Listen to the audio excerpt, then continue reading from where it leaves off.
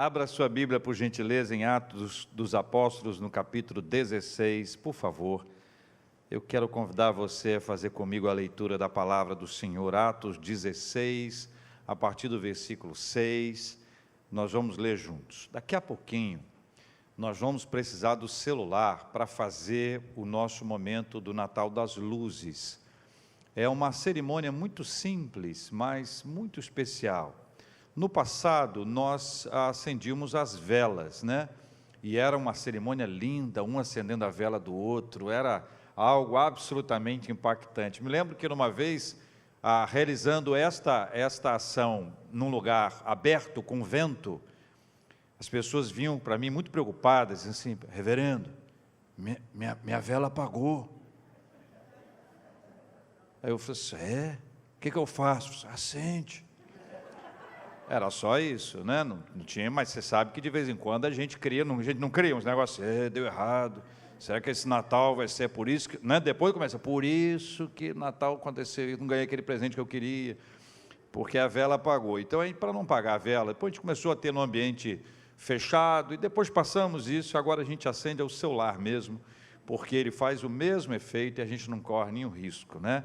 Então, daqui a pouquinho, nós vamos pegar o celular, eu vou te orientar, vale para quem está presencialmente no templo, vale para quem está em casa, acompanhando a gente de casa, que Deus abençoe a sua vida, sua casa, família, todos os seus, e aí vai ser um impacto muito legal, porque você vai poder fazer em casa, registrar foto e vídeo e mandar pelo WhatsApp da igreja, para a gente poder estar conectado a isso também, tá bom? Está combinado assim? Atos dos Apóstolos, capítulo 16, versículos 6, 7, 8, 9 e 10. Quero convidar você a ler comigo a palavra do Senhor. Diz assim a Bíblia Sagrada, versículo 6, tá bom? E percorrendo a região frígio-gálata, tendo sido impedidos pelo Espírito Santo de pregar a palavra na Ásia, defrontando Mísia, tentavam ir para a Bitínia, mas o Espírito de Jesus não permitiu. E tendo contornado Mísia, desceram a Troade. À noite sobreveio a Paulo uma visão, na qual um varão macedônio estava em pé e lhe rogava, dizendo, passa a Macedônia e ajuda-nos. Assim que teve a visão, imediatamente procuramos partir para aquele destino, concluindo que Deus nos havia chamado para lhes anunciar o Evangelho. Vamos avançar, é a série que temos estudado nas noites de domingo. Vamos avançar. O texto nos leva para algumas perguntas e algumas afirmações importantes. Primeiro, uma pergunta: o que Deus vê que eu não vejo? O que Deus vê que eu não vejo? Certamente você já se perguntou, Senhor, o que o Senhor está vendo que eu não estou vendo?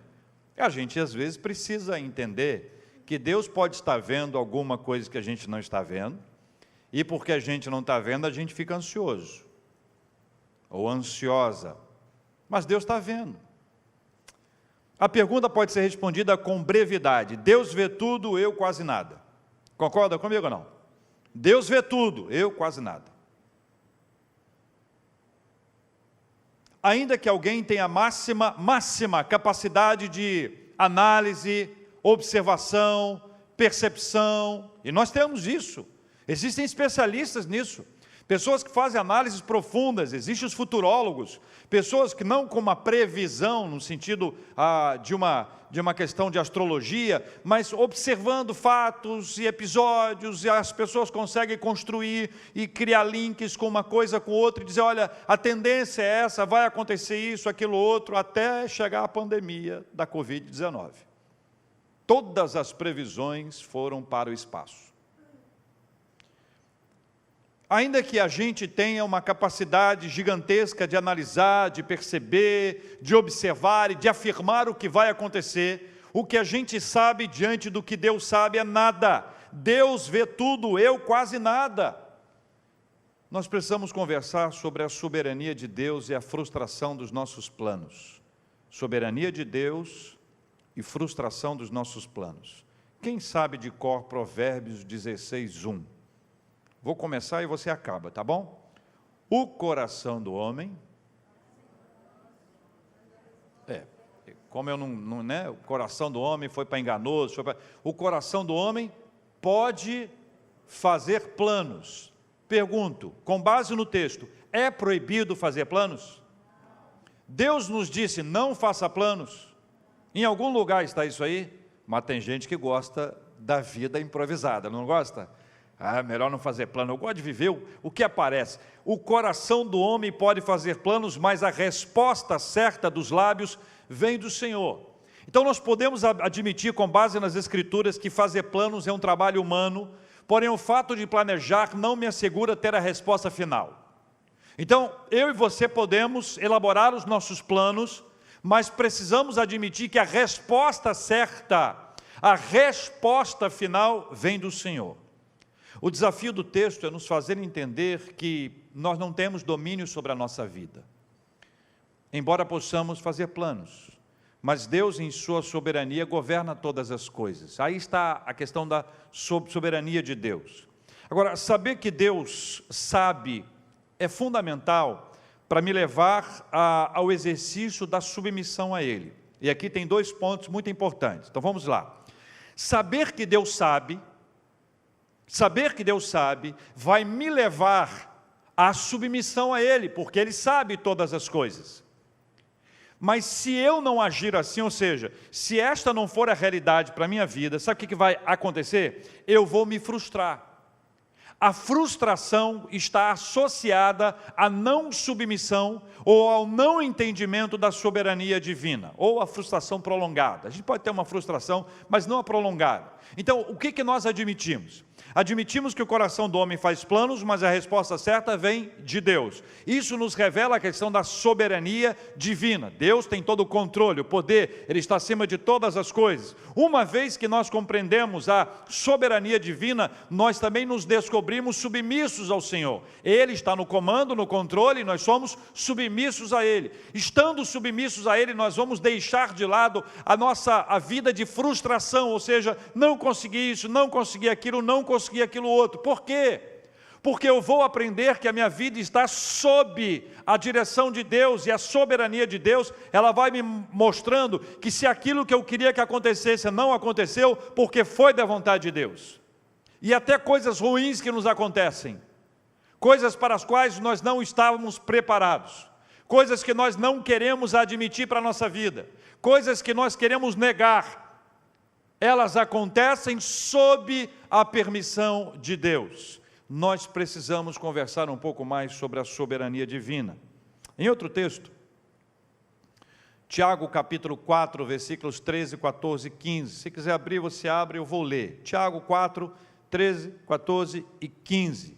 Diz assim: atendei agora a vós que dizeis, vê se você é assim, hoje ou amanhã iremos para a cidade tal, e lá passaremos um ano, e negociaremos e teremos lucros. Essa é a descrição que Tiago faz. Aí ele mesmo diz assim: vós não sabeis o que sucederá amanhã. Alguém aqui sabe? Nem eles, nem nós. Vós não sabeis o que sucederá amanhã, que é a vossa vida. Sois apenas como neblina, que aparece por um instante e logo se dissipa. Em vez disso, devis dizer o quê? Qual é a frase que ele nos ensina a falar? Se o Senhor quiser, não só viveremos, como também faremos isso ou aquilo. Qual é o ponto central aqui dessa última frase? Se o Senhor quiser. A frase se o Senhor quiser aponta para a soberania divina. A soberania divina nos ajuda a caminhar para a submissão, e a submissão associada à soberania divina vai arrancar de nós a frustração. Estamos sendo tratados pelo Senhor para aprendermos nesse aprendizado, nessa proposição que aqui está, que a soberania de Deus é uma realidade espiritual que vai confrontar os planos humanos que são falhos, mas que nós precisamos submeter tudo à soberania de Deus. Com esse conceito em mente, nós podemos enfrentar o impedimento e não permissão de Deus aqui no texto para que Paulo e outros irmãos fossem para a Ásia. E você precisa observar que existem alguns detalhes curiosos aqui. Primeiro, eles enfrentaram uma barreira espiritual, não foi uma barreira física. Não existiam soldados, ou pessoas, ou gente impedindo que eles saíssem de casa. Tire essa cena, essa imagem, sabe? Aquela ideia, não, nós fomos impedidos porque não deu certo, a chave do carro, nós não encontramos a chave do carro, a porta fechou, alguma coisa... A gente começa a criar uma série de circunstâncias atribuindo a Deus. Neste caso, não foi um impedimento físico, foi espiritual. E para ter um impedimento espiritual e compreender que há um impedimento espiritual, é necessário que haja sensibilidade espiritual. Do contrário, nós vamos colocar a culpa em muita gente e não entendendo que foi a vontade de Deus que impediu. É ou não é verdade? A gente põe culpa em um monte de gente. Põe culpa no outro em geral. No outro, no inimigo, no outro, no inimigo, no outro, no inimigo. Raramente. Eles enfrentaram uma barreira espiritual e quando isso acontece, se faz necessário saber que Deus tem razões para isso, que a nossa finita mente humana não alcança. Então, se houver um impedimento espiritual é porque Deus tem um plano. Que plano é esse? Eu não sei. Se eu não sei, eu vou esperar, porque Deus tem um plano. E o plano de Deus não é frustrar. Segundo, Deus disse não, e eles não avançaram. Simples, né? Coloca na prática. Difícil demais.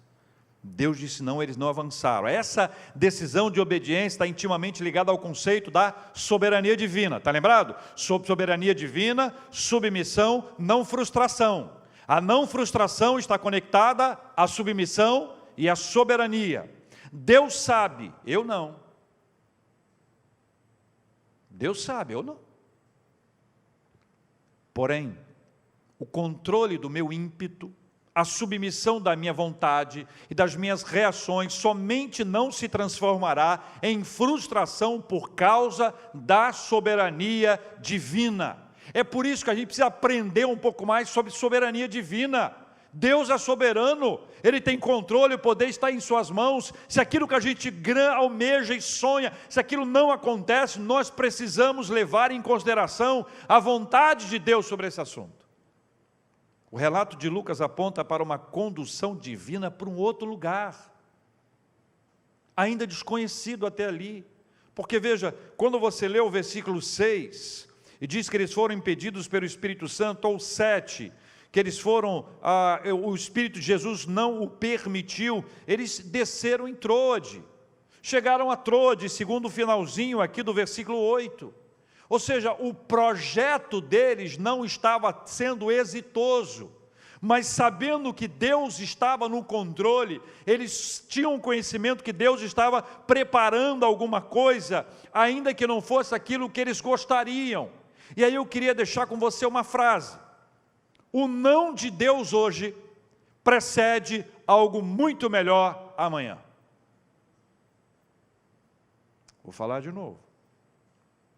O não de Deus hoje precede algo muito melhor amanhã.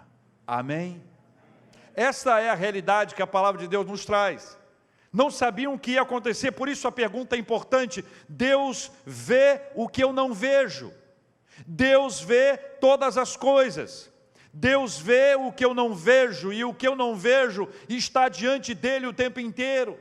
Mas cada momento da nossa história, se nós pararmos para orar mais, e conversar mais com o Senhor, e buscar mais o Senhor, dizer para Ele: Senhor, o que o Senhor está vendo que eu não estou vendo? Abra os meus olhos espirituais. Uma vez que a nossa visão espiritual for aberta, ainda que estejamos diante de algo que nós queremos muito, que seja um grande sonho, um projeto pessoal, familiar, ou até um projeto da igreja, aqueles projetos que mobilizam a comunidade inteira, quando Deus diz não, é melhor parar e esperar, porque o não de hoje precede algo muito melhor amanhã. Segundo lugar, conhecer a vontade de Deus muda a nossa vida. Conhecer a vontade de Deus muda a nossa vida. Leia o versículo 9 comigo. À noite sobreveio a Paulo uma visão, na qual um varão macedônio estava em pé e lhe rogava, dizendo o quê? Leia comigo aí. Passa a Macedônia e ajuda-nos. Conhecer a vontade de Deus muda a nossa vida. No entendimento deles, no plano deles, não estava a Macedônia, pelo menos naquela hora. Todos os passos estavam sendo dados sob a direção do Senhor. Vocês estão entendendo que nós estamos falando do apóstolo Paulo, de Lucas e de outros irmãos que ali estavam? Nós estamos falando de gente muito santa, gente muito séria com Deus, ou seja, todos os passos estavam sendo dados sob a direção do Senhor, mas existem momentos da vida em que o Senhor redireciona a rota. Deus muda o caminho. Isso não quer dizer que a gente estava num caminho errado e agora a gente está no caminho certo. A gente pode estar em oração, buscando ao Senhor, tendo intimidade com Deus, em oração, jejum, pedindo a Deus que nos oriente, mas Ele pode tomar um momento da nossa vida, que nós estamos crentes que é para ir para lá, Ele diz, não, é para lá. O que acontece quando o seu plano pessoal é frustrado? Quando aquilo que você tinha certeza que tinha que ser feito, Deus diz não. Você fica tranquilo, calma, canta ou fica brava? Fala, minha irmã.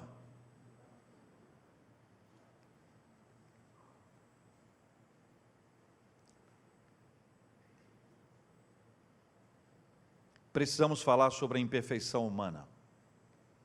O pecado original, como a teologia chama a tragédia lá de Gênesis 3, contaminou toda a humanidade e gerou sequelas que reverberam a nossa imperfeição até hoje. Assim, ainda que nossas decisões sejam tomadas com as melhores intenções, eu acredito que elas sejam, elas estarão manchadas pelo pecado e, consequentemente, imperfeitas. Considerando a nossa imperfeição, a gente precisa compreender que todas as nossas decisões, as nossas escolhas, elas têm essa marca. Nós somos sequelados pelo pecado original. Esse raciocínio ele não tem por objetivo diminuir o ser humano ou apequená-lo, não é essa a ideia, mas nos fazer compreender que seremos exitosos e felizes se submetermos cada decisão ou plano à vontade do Senhor. Então vamos pensar aqui. Pedro, um dos discípulos mais conhecidos, ao escrever a sua segunda epístola, ele se apresenta como servo do Senhor Jesus. Essa expressão, ela parece casar bem com pastores, com missionários, gente que larga tudo, gente que deixa todas as coisas para poder servir ao Senhor, deixa uma carreira, deixa uma empresa e parte por uma vida absolutamente centrada na obra missionária, pastoral, voltado para a igreja. Entretanto, essa não é a intenção. Quando Pedro escreve a sua segunda epístola e se apresenta como servo, ou quando Tiago escreve a sua epístola e também se apresenta como servo, ou tantos outros servos de Deus assim se apresentaram, eles estão apresentando a sua melhor credencial, a sua melhor apresentação. Eles estão falando daquilo que os direciona, daquilo que os conduz. Mas isso não é aplicado tão somente ao pastor e ao missionário. A ideia é que cada um de nós, quando se percebe no lugar de servo, nós seremos servos do Senhor aonde nós estivermos e para onde o Senhor nos enviar. O pensamento calvinista ajuda a gente a entender que cada profissão, cada trabalho, cada missão que Deus nos dá no mundo, seja dentro de casa criando os filhos, seja trabalhando fora, seja numa especialidade X, Y, Z, em qualquer área, nós somos servos do Senhor que lá estamos. Ou seja, quando você concebe essa ideia, quando você aprende que você é profissional para ser servo de Deus aonde você estiver, a vontade de Deus vai mudando os seus planos, os seus projetos, as suas perspectivas sobre este e qualquer outro assunto, ela muda completamente à medida que você compreende que essa é a vontade de Deus. Ou seja, tudo aquilo que você empreender, todas as suas ações estarão cheias dessa percepção. É aqui que a intimidade com o Senhor se mostra ainda mais importante. Porque quando Paulo tem a visão é resultado dessa intimidade. A visão é resultado, é fruto dessa proximidade entre Paulo e o Senhor, para que ele pudesse ver. A visão é uma palavra de Deus para a vida dele, é uma palavra para quem estava atento para ouvir, era a palavra para quem estava buscando a direção. Porque imaginem bem, estamos todos aqui envolvidos num projeto, o nosso plano é ir para lá, e de repente esses planos começam a sofrer os impedimentos espirituais. E se existem impedimentos espirituais, se as portas espirituais estão sendo fechadas, cerradas, se Deus está dizendo não, é um sinal do Senhor para nós. Nós precisamos saber qual é a vontade dEle. Então passa-se a buscar a vontade do Senhor na certeza absoluta de que Ele vai revelar. E a revelação da vontade de Deus na vida de Paulo e para esses irmãos que ali estavam, veio na forma de uma visão. Paulo recebeu a visão, isso é um fato extraordinário, que não se pode querer tornar comum, ou como um episódio que vai acontecer todos os dias. A intimidade com Deus deu a Paulo a bênção de saber e de ver o que não podia ser visto anteriormente, ou seja, a visão foi literalmente aquilo que se colocou diante dos olhos dele para que ele enxergasse para onde Deus queria que ele fosse. E eu quero fazer um parênteses aqui, para você entender que em diversos momentos da nossa vida, parece que alguma coisa nos impede de avançar, e a gente fica na dúvida para onde ir, bate aquela ansiedade, porque a gente quer realizar, a gente quer cumprir, a gente quer avançar, a gente quer resolver, mas Deus está dizendo para não. Então o que fazer? Veja que a intimidade com Deus é que abre os nossos olhos. É na intimidade com o Senhor que Deus deu a Paulo uma visão. No nosso caso, no meu, no seu, pode não ser uma visão. Deus pode nos falar de outras formas, sobretudo pela sua palavra, mas sempre haverá uma palavra do Senhor para nos conduzir. Não havia aqui lugar para crises ou questionamentos. A hora era de buscar ao Senhor. E isso que nós precisamos trazer para a nossa vida hoje e agora. Não existe hora para questionamento, não existe espaço para crise. Nós temos que colocar todo o nosso esforço, toda a nossa força na busca do Senhor. Fora disso, nós não vamos avançar. Então, existem circunstâncias em que a gente não avança porque a gente entrou em crise, ou porque a gente está na fase de questionar tudo e todas as coisas. Só que se a gente pegasse essa energia, essa força que nós estamos empreendendo aqui, colocasse na busca do Senhor, a resposta viria mais rápido. Nós conseguiríamos enxergar aquilo que Deus tem reservado para a nossa vida. Esse texto apresenta para nós e para a nossa história quantos passos errados seriam evitados ou poderão ser evitados quando definitivamente aprendermos que a vontade de Deus muda a nossa vida. Quantos passos errados teriam sido evitados? Mas se nós não podemos mudar o passado, podemos pensar na mudança do futuro. Quantos passos poderão ser mudados no nosso futuro, quando nós submetemos a nossa vontade à vontade do Senhor, compreendendo que a vontade do Senhor, ela muda a nossa vida. Conheça a vontade do Senhor, e à medida que você conhecer a vontade do Senhor, essa vontade vai redirecionar a sua caminhada e a sua história para a glória de Deus. Recebeu a vontade de Deus? Tomou conhecimento dela? Veja o versículo 10.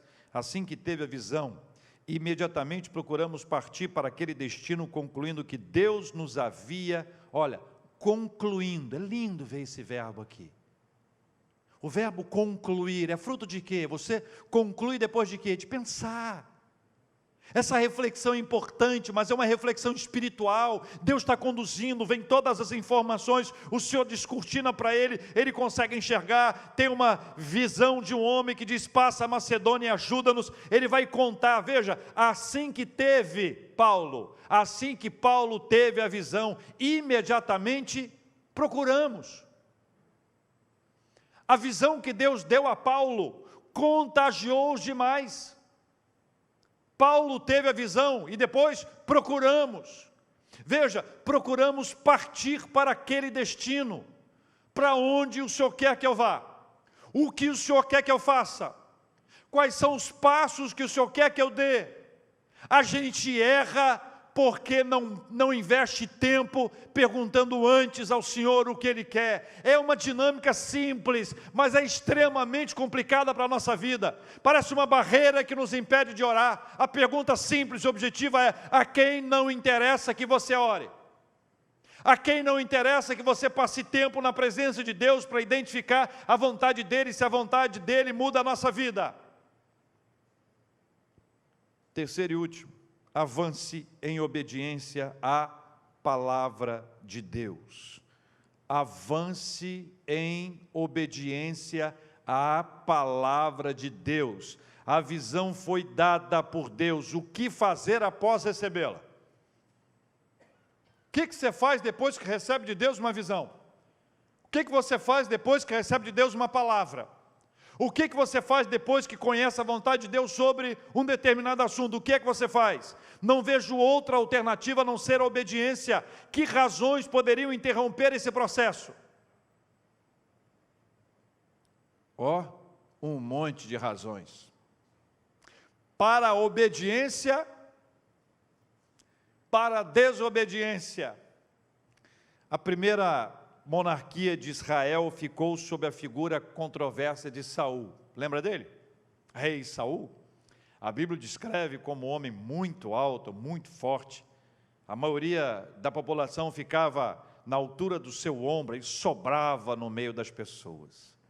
Naquela época, Samuel, o filho de Ana, era o líder espiritual. E Davi, embora ungido, não havia iniciado o seu reinado e era vorazmente perseguido por Saul, que eu posso chamar de o rei ciumento. Saul recebeu ordens expressas da parte de Deus, mas resolveu improvisar. Fazer alguma coisa que ele considerava melhor do que a vontade de Deus. Em sã consciência. Vamos analisar Saul. Não somos nós, tá? Quem está em jogo é ele.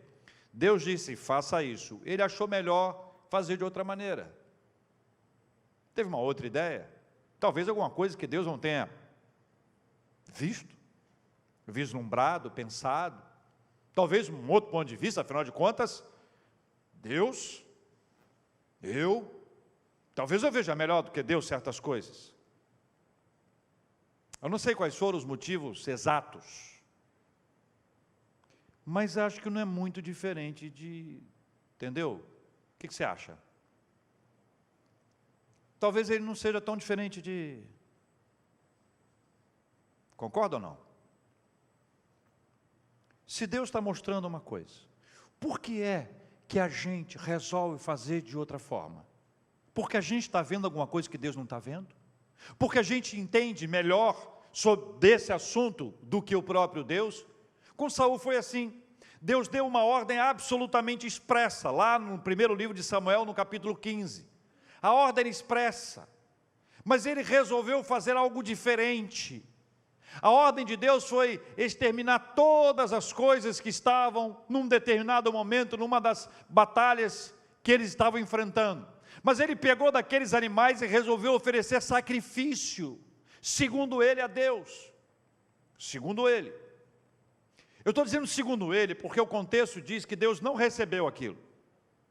Deus não recebeu porque Deus não mandou. Deus não mandou porque essa não era a vontade dele. E aí chega Samuel com a seguinte palavra para ele: tem porventura o Senhor tanto prazer em holocaustos e sacrifícios, quanto em que se obedeça a sua palavra?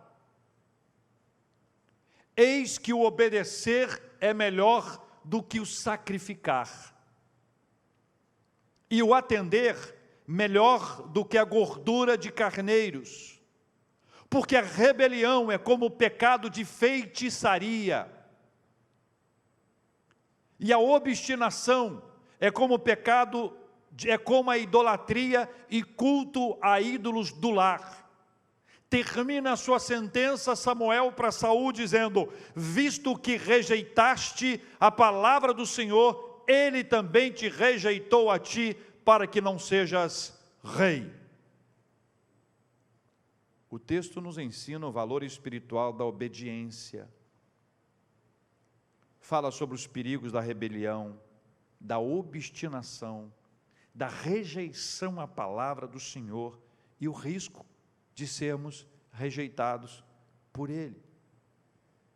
A gente já sabe, é de conhecimento geral que a vontade de Deus ela tem 3 características importantes. Quais são? A vontade de Deus ela é boa, agradável e perfeita. Nós sabemos que nós somos a menina dos olhos de Deus, que nós somos a coroa da criação, todavia há uma razão clara para a desobediência em vez da obediência. Existem razões claras para nós pendermos para a desobediência. A nossa carne nos leva à desobediência, o nosso olhar nos leva à desobediência. Então nós precisamos falar de renúncia. Nós precisamos falar sobre renúncia. Paulo e os demais irmãos renunciaram ao plano elaborado por eles e avançaram em obediência à palavra do Senhor. Sabe por quê? Porque não há graça na caminhada sem Deus. Não há graça na caminhada sem Deus. A caminhada sem Deus é o lugar dos vazios. A caminhada sem Deus é o lugar da tristeza. Jesus, no texto de Lucas, capítulo 9, versículo 23, ele traz a seguinte lição: se alguém quer vir após mim, a si mesmo se negue, dia a dia tome a sua cruz e siga-me. E essa palavra está absolutamente conectada à renúncia, e o nosso avanço espiritual também está conectado à renúncia.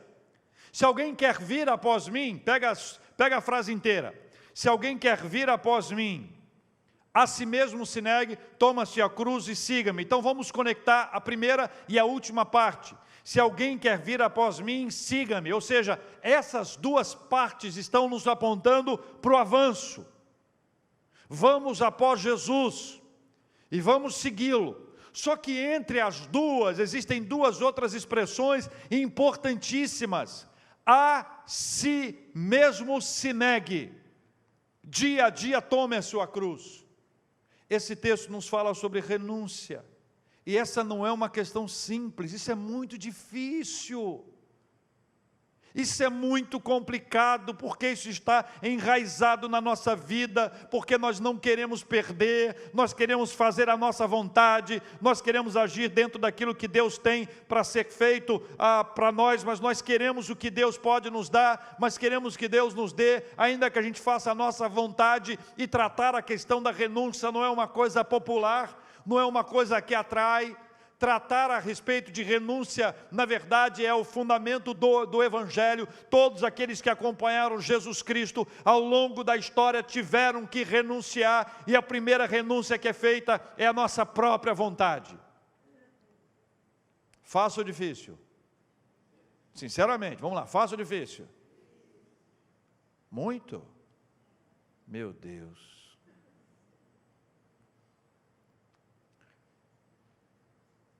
Jesus conta que a caminhada com Ele passa pelo a si mesmo se negar todos os dias, tomar a sua cruz e segui-lo. A pergunta é, segui-lo para onde?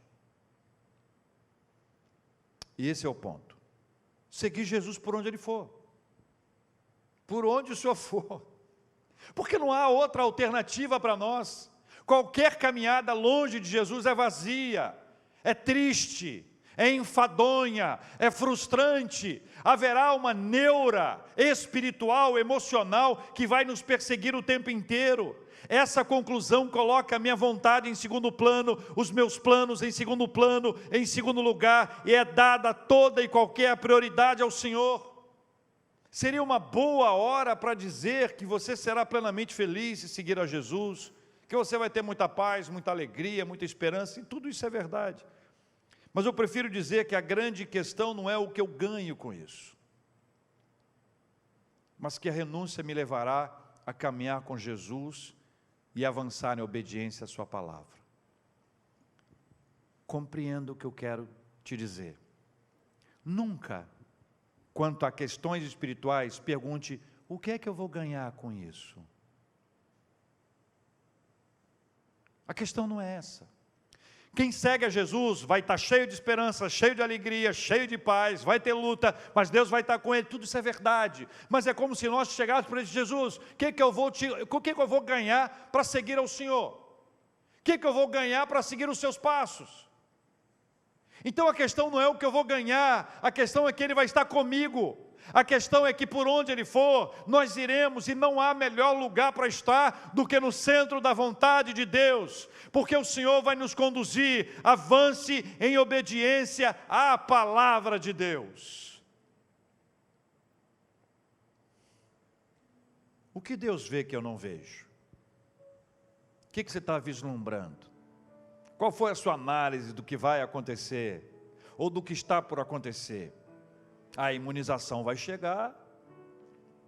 Depois que passar esse tempo, eu vou reunir um pequeno grupo de amigos, uns 3.000.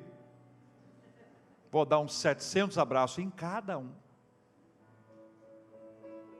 Vou pegar minhas máscaras. Vou fazer um ritual.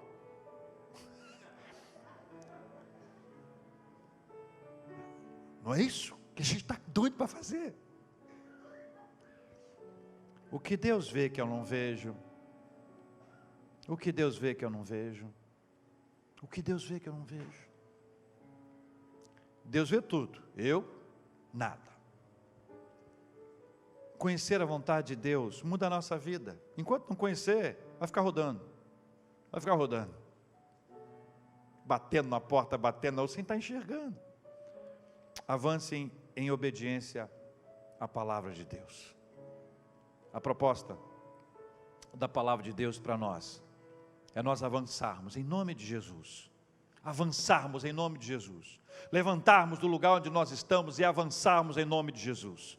Mas é preciso colocar isso diante dele. Senhor, o que o Senhor está vendo que eu não estou vendo? Eu quero ver o que o Senhor estiver vendo.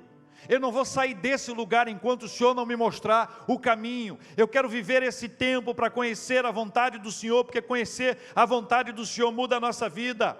Eu quero avançar, não pelo que eu sei, pelo que eu acho, pelo que eu quero, pelo que eu sinto, mas eu quero avançar em obediência à palavra do Senhor.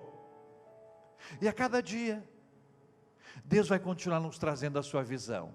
Para Paulo foi: passa a Macedônia e ajuda-nos. Sabe o que eles fizeram?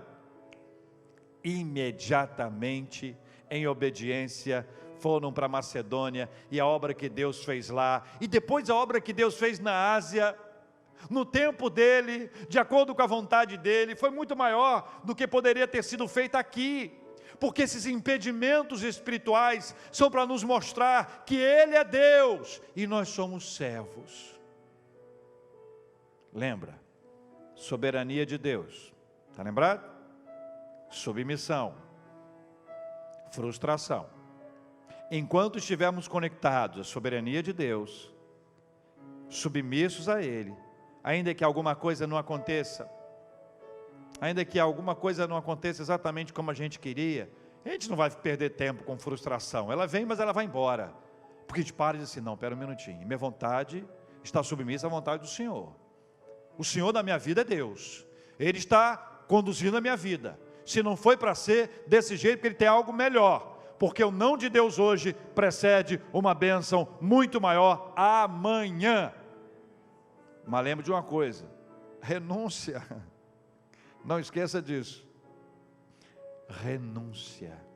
O que é que eu vou precisar renunciar para poder avançar? Tem gente, espiritualmente, tá?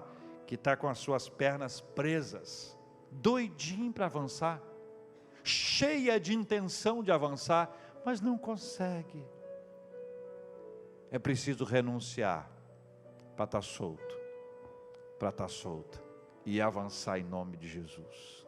Vamos orar, meus irmãos, vamos ficar de pé, vamos orar, vamos colocar esse assunto diante de Deus em oração. Vamos colocar esse tema diante do Senhor em oração, em nome de Jesus. O que Deus vê que eu não vejo? O que Deus vê que eu não vejo?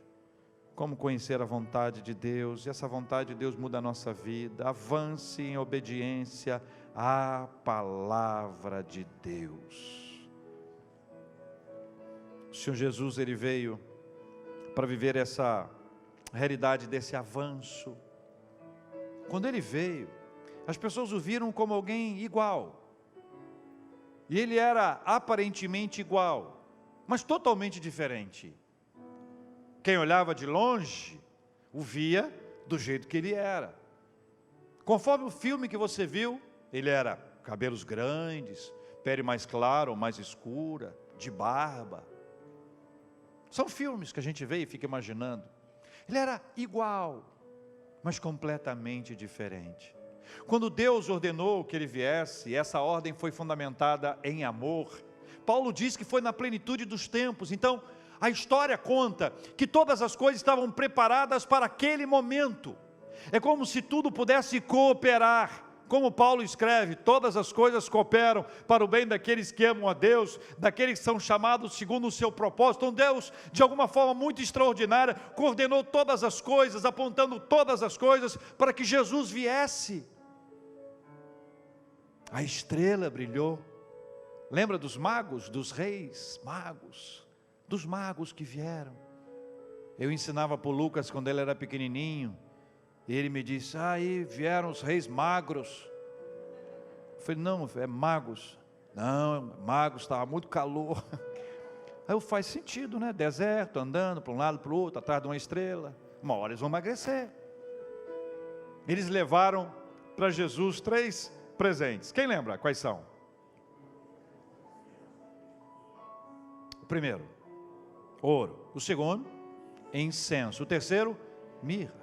Aí eu disse isso para o Lucas, ele disse, mas nem um brinquedinho. Falei, faz sentido também. Um profeta dentro de casa, faz sentido. E Jesus nasceu simples, sem luxo, simples. A oferta que foi oferecida, simples. Jesus é apresentado no templo, Jesus entra para a história da comunidade, volta para a sua terra, e vai crescendo como filho de José, o carpinteiro. Tanto que quando Jesus vai a Nazaré, os seus não o receberam, o rejeitaram. Disseram, mas não é esse o filho de José, o carpinteiro? Como é que ele faz isso? E a Bíblia diz que Jesus não fez ali tantos milagres em razão da incredulidade. Mas a todos quantos o receberam, deu-lhes o poder de serem feitos filhos de Deus. Jesus foi assim, no batismo dele, batismo lindo, simples, João Batista, Jesus, mas abre-se o céu, vem uma pomba, a presença do Espírito Santo e uma voz que se ouve do céu que diz, este é meu filho amado em quem me comprazo. Depois no monte da transfiguração, quando algo extraordinário acontece, a frase se repete com acréscimo, este é o meu filho amado em quem me comprazo, a ele ouvi. E todos aqueles que o ouviram, viram que ele olhava para a gente como a gente, da forma mais simples do mundo. Que Jesus não tinha um olhar acusador. Jesus não apontava o dedo para dizer o seu erro, o seu erro, o seu erro. Já pensou se ele fizesse isso para a gente? Teve uma vez que ele foi num lugar que judeu não ia. Ele foi num cemitério. E lá no meio daqueles sepulcros todos, eram cavernas, surgiu um homem endemoniado, semblante todo distorcido, todo manchado, machucado, ferido. E este homem foi visto por Jesus. Enquanto a família não via, os amigos não viam, Jesus viu. Esse homem é o gadareno, que é transformado, liberto, uma vida nova, quer acompanhar Jesus. Jesus disse, não, volta para casa, conta para os seus o que aconteceu. Esse é o Senhor Jesus, é o Jesus da nossa vida, que abre para nós a vontade dEle, que nos chama para uma caminhada próximos dEle, para ouvirmos a sua voz e seguirmos os seus passos. Esse Jesus, ele foi preso fruto de uma traição. É duro ser traído, ainda mais por um amigo. Foi isso que ele chamou. Quando Judas veio para dar um beijo nele, um beijo, o beijo da traição. Jesus o chamou de amigo. Não disse miserável, amigo. Nosso Senhor Jesus veio para mudar a nossa história, a história da humanidade, mas a história da nossa vida, a história da nossa família, a história da nossa geração. Jesus está aqui, por isso nós podemos celebrar o Natal, por isso nós podemos dizer Feliz Natal, porque Ele veio para mudar a nossa história, e essa história nunca mais será a mesma, à medida que o Senhor Jesus for o Senhor da sua vida. Por isso Pedro diz que é servo de Jesus, por isso que Tiago diz, servo de Jesus. Esse é o caminho para nós. Senhor Deus, em nome de Jesus, nós não vemos o que o Senhor vê,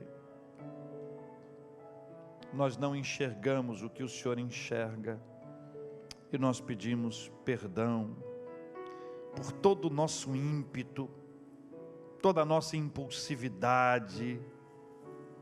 Pedimos perdão por tudo aquilo que nós fizemos que tem desagradado ao Senhor. Senhor Deus, o Senhor vê tudo e nós não vemos nada. Tenha misericórdia de nós. Dá-nos a bênção de conhecer a vontade do Senhor, porque a vontade do Senhor muda a nossa vida.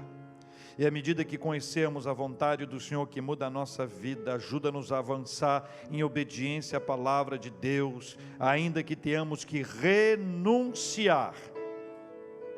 Ainda que venhamos a renunciar 1, 2, 3, 4, quantas vezes forem necessárias, para avançar, é preciso renunciar. E esta é uma dinâmica, Senhor, o Senhor sabe que para a nossa carne é extremamente difícil. Nós precisamos da graça do Senhor sobre nós, renunciar para avançar. Enquanto não há renúncia, não há avanço. Nós precisamos aprender, Senhor, mas a nossa carne é teimosa. Quantas vezes nós achamos que estamos sabendo o que é melhor para nós, enquanto o que é melhor para nós está bem diante de nós, e nós não enxergamos, porque não renunciamos.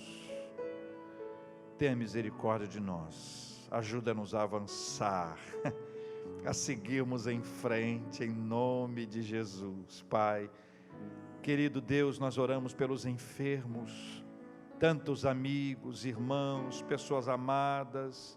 Nós oramos por eles e pedimos, ó Deus, que a bênção do Senhor repouse sobre eles e que eles sejam curados em nome de Jesus.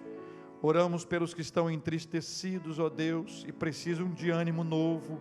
Oramos pelos que precisam ser consolados e confortados pelo Teu Espírito Santo.